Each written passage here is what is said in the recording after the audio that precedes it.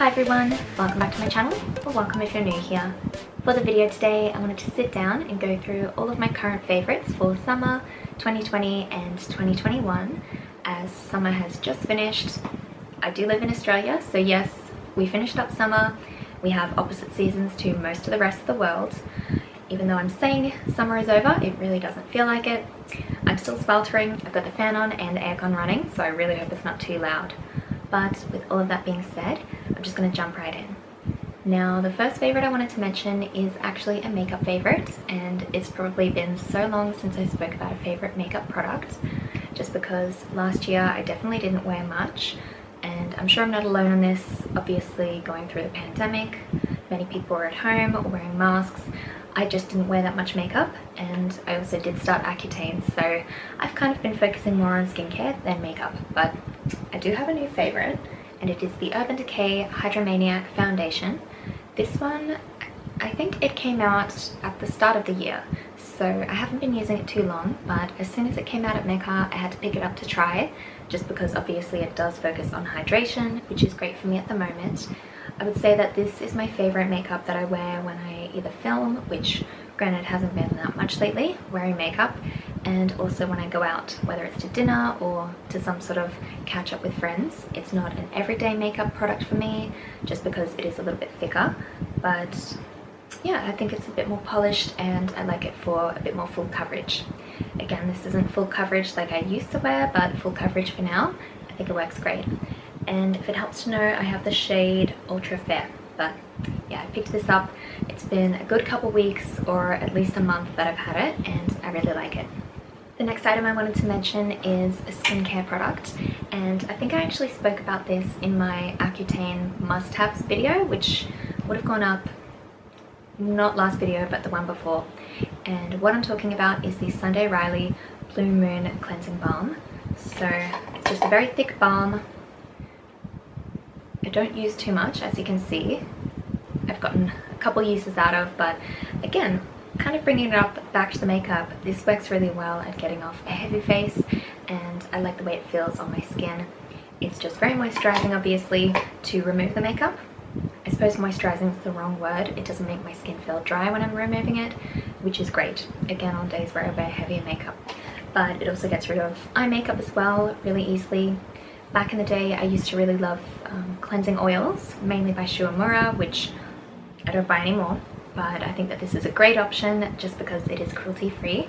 And even though it's definitely a bit more expensive than other skincare products, I think given the minimal amount you have to use and the large size, it's definitely going to last me a long time. So if I think about it in terms of more of an investment type beauty product, I think it's worth it. I'm obsessed with Sunday Riley. I don't know, I think just because I've been really trying to focus on treating my skin, I really enjoy a bit more high-end skincare these days. The next favourite I had to bring up is something that has been an absolute essential this summer, and it's a little bit hard to show. Let's see how I can do this. Alright, can you see? This is a zip-up long sleeve top, and it's for swimwear, so maybe you can't see the fabric, but this is a long-sleeved swimming top that I've been wearing anytime I've gone in the pool. I haven't actually been to the beach this summer, and I think it's mainly because of the sun issue on Accutane. I am a pale person. I always do my best to stay out of the sun, and I've really been focusing extra hard on that since starting my treatment. God, I know I feel like I'm just talking all about Accutane again, but it's a big part of my life, and certainly this has been a lifesaver. I love the fact I don't need to slather all of my body, my torso, back, and everything like that in sunscreen, just because, you know, it takes some time, and sometimes I just want to pop on a bit of sunscreen. I always wear it on my face and back of the hands, but I'll go in a bit more on my neck and anywhere else that's exposed, and with this I feel well protected. It's pretty breathable as well. I know, like a black top you wouldn't think so, but because it is that swimwear material, I feel pretty comfortable in it. Now, I realized I haven't said where this is from. Obviously a lot of places sell these, and I picked up mine from Kmart. I got the size 8, and I think it was about $15. It definitely wasn't expensive, but I'm considering going back and trying to get a second one, just in case this one ends up wet and in the wash or anything like that, just because even though summer's over, it's still pretty warm and I think I need to do a beach trip soon. So just something I'm thinking about. But I would heavily recommend something like this if you're also trying to stay out of the sun for whatever reason.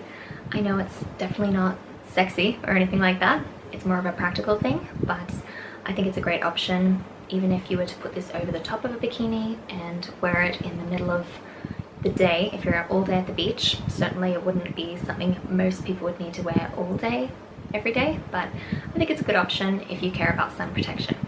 Now switching gears to a little bit more of an exciting fashion piece, it is something I'm wearing at the moment.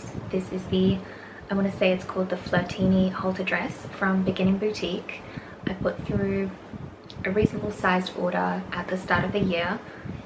Maybe it was the very end of last year, but I picked up a few dresses and tops and some shorts. I got 2 dresses that are in this sort of knit type fabric. One is a halter neck that wraps around the neck in this green color obviously, and I also got a pink tie-up one. I do really like the quality of their pieces, even though it's like light sort of knit fabric, it's not see-through. Also kind of awkward talk for a sec, I did wear this out to dinner and I had a big vegan tapas meal with my sister and a couple cocktails and wines and everything like that, and I've got to say, still by the end of the night I feel like I was looking not too puffy. It seems flattering on the stomach area, let's say, which isn't always the case in sort of bodycon dresses. Prior to this order, I'd never bought anything off Beginning Boutique before, but I was impressed with the quality. So if I want any little pieces for going out, shopping sort of days or dinner dates, just slightly casual kind of cute dresses or tops, bottoms, things like that, I know where I'll be looking. Now moving on to the last favorite that I'm wearing, it is my hair. This is a clip-on ponytail from insert name here is the brand. I did a little bit of an unboxing on a few ponytails that I picked up, and this was prior to Christmas. I think I shared it in Vlogmas. If you remember, I had like a long tinsel ponytail.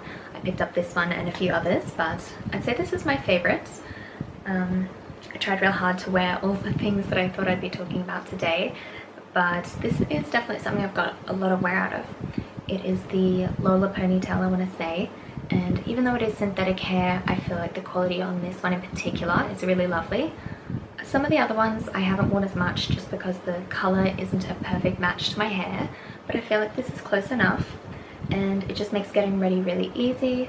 I personally love wearing ponytails, but my hair isn't super thick, so this is a nice option as well, and it just makes everything look a little bit more polished and put together when I clip one of these in.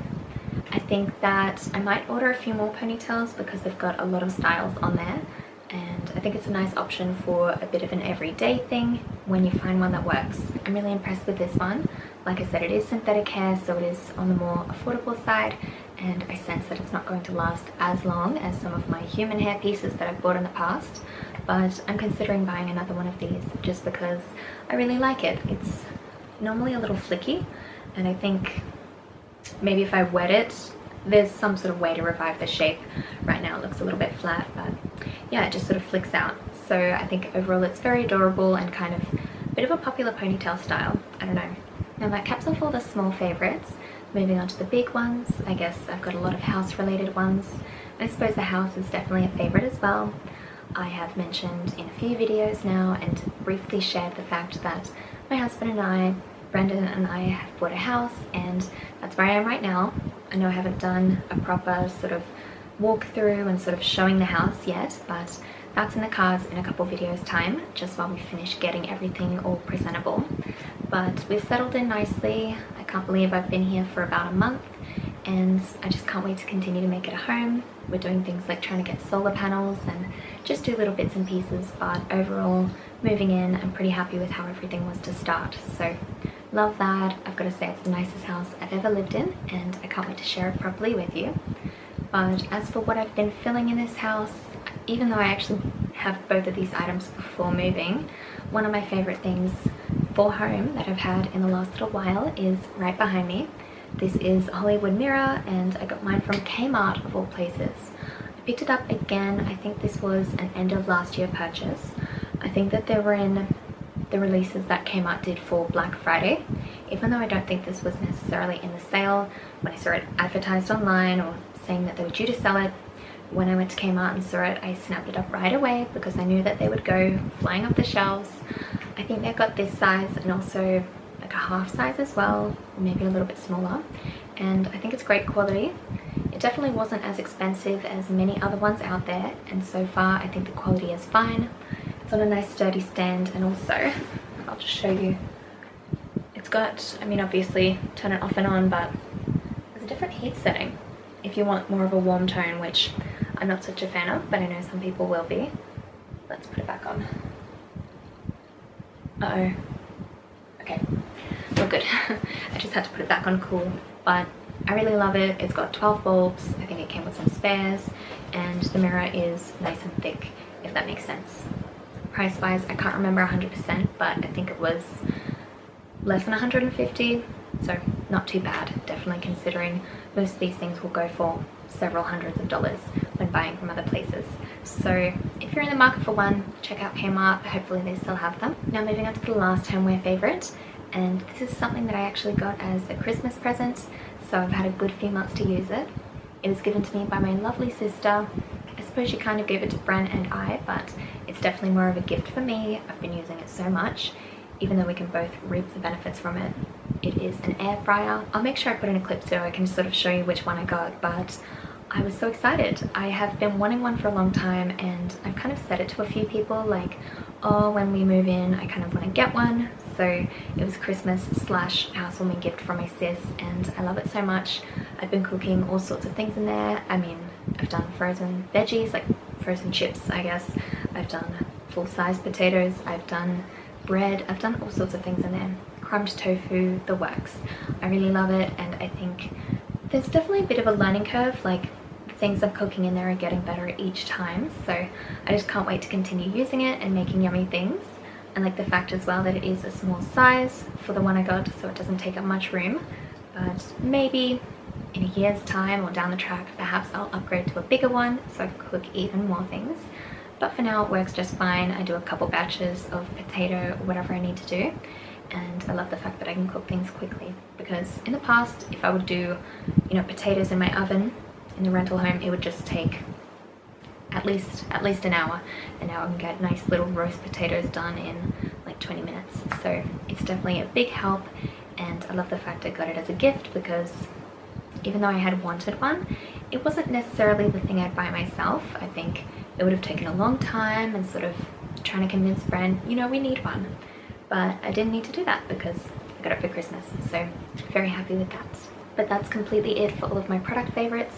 As per usual, I do want to chat about a few entertainment favorites as well, and while I've watched many things lately over the past few months, there are certainly two things that stand out in my mind, one of which is a TV series. It's WandaVision. I'm truly obsessed. I love everything on Disney Plus and Star as well, the new channel that popped up.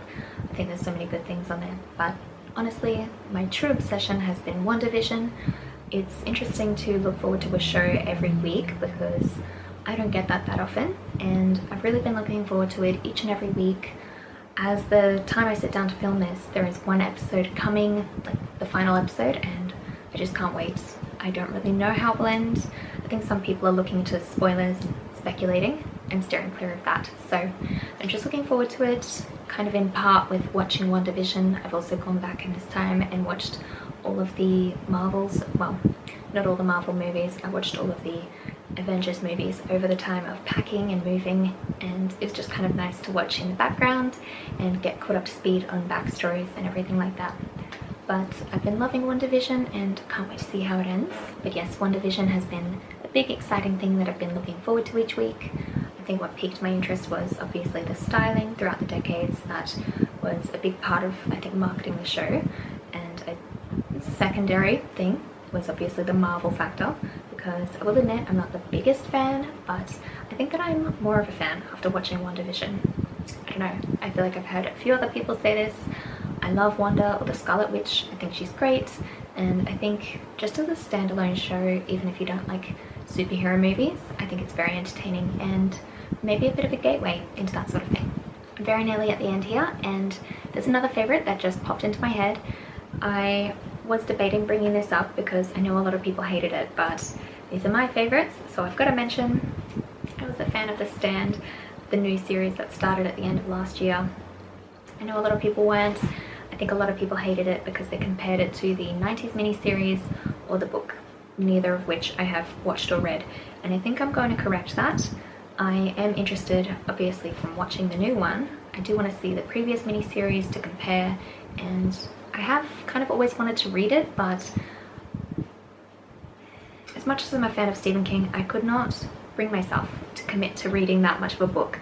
I think just because it's so long, maybe it will work better for me if I listen to the audiobook.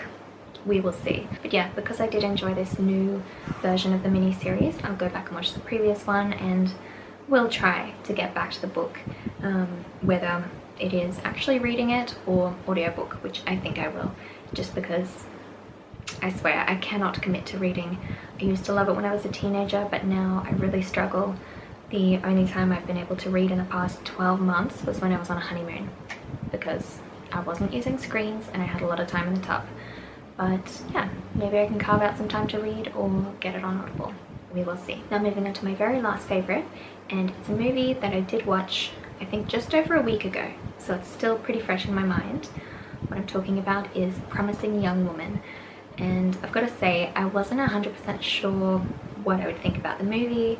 I saw the trailers. I knew, obviously, a big part of the film from the trailers. They have nearly like full scenes in some trailers of the whole shtick that this character goes through. And there is definitely a big twist. I'm sure a lot of people have referred to this or danced around it. I did not know that there was a big twist going into it, so I just had no clue how the movie would end, and obviously I'm not going to give away any spoilers, but my mind was just blown at the end of the movie. I definitely need to go back and rewatch it because I have no words. Even if I was sort of explaining exactly what happened, and if you've seen the movie, you know what I mean, even if I was explaining it, I still wouldn't be able to sum up my thoughts because it was just nuts. Overall, though, I really loved the movie. I think that even before the very ending, the huge part that I'm sort of not talking about, I did like the revenge element. I'm a big fan of revenge films and that as a plot device. I think that Carey Mulligan was great, and I also really liked the look of the movie. The colors were just really nice. It's definitely been one of the most thought-provoking movies that I've seen in such a long time. I would recommend it to anyone, and I can't wait to go back and watch it just because I think it'll be interesting to see, knowing what happens at the end, but go through the whole movie, if that makes sense. Alright, but now with that, I'm going to be wrapping up this video here.